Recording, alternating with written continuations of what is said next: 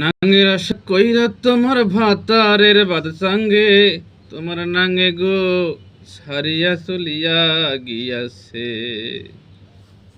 NCP, আহা, আরে NCP রে, জামাতে দিল কটটা ধরাইয়া। চেনো নাই তোমরা, জামাতে চেনো নাই। দিছে না, একেবারে পুরা বইরা দিছে। এনসিপি নেতাগুলা তোরা খুব ভালো, জনগণের কাছে খুব ভালো ছিলি। তগর কর্মকাণ্ড, তগর অহংকার, তগর অহমিকা, তগর দাম্ভিকতা এমন এক সীমায় পৌঁছায় গেছে, তোদের সাথে কোনো মুরব্বী কথা বলতে ভয় পায়। তোরা কাউকে সম্মান দিতে জানিস না, তোদেরকে তার কারা সম্মান দেবে? তোরা, তোদের কথাবার্তার সাইজ এমন, তোরা বিশাল কিছু হয়ে গেছিস। তোরা জুলাইয়ের যোদ্ধা, জুলাইয়ের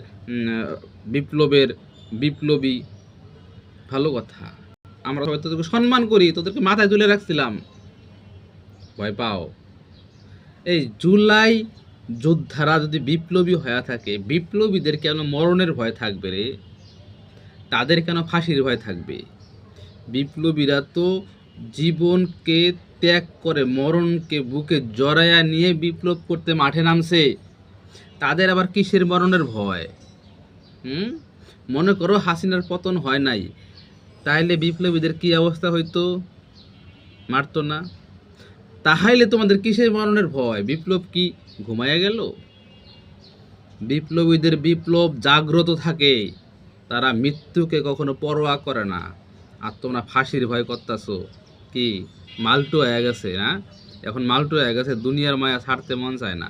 এখন আর বিপ্লব নাই, এখন রাজনীতি। লাইনে আসো। আর তোমরা যে কট খাইছো, এই কট থেকে তোমার বাইরেতে পারবে না। তোমরা শেষ, তোমরা শেষ। কদিন পরে তোমাদের অস্তিত্ব থাকবে না, কারণ তোমরা তোমাদের গুরুজনকে সম্মান করতে জানো না। তোমাদের অহংকার, তোমাদের অহমিকা, তোমাদের দাম্ভিকতা, এটাই তোমাদের ধ্বংসের মূল কারণ। আন্দোলন আর রাজনীতি এক জিনিস নয়।